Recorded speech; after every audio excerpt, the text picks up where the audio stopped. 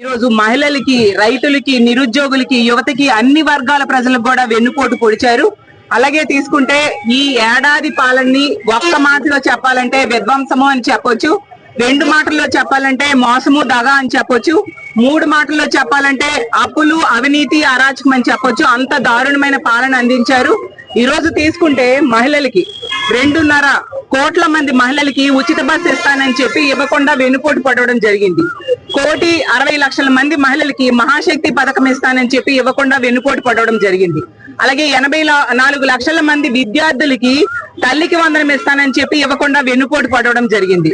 అలాగే 20 లక్షల ఉద్యోగాలు ఇస్తానని చెప్పి ఒక్క ఉద్యోగం కూడా ఇవ్వకుండా నిరుద్యోగ యువతకి వెన్నుపోటు పొడిచారు.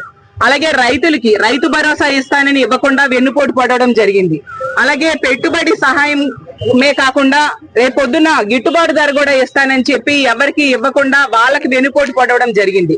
అలాగే పోలవరం ఎత్తు తగ్గించి రైతులకి వెన్నుపోటు పడవడం జరిగింది. అలాగే ప్రత్యేక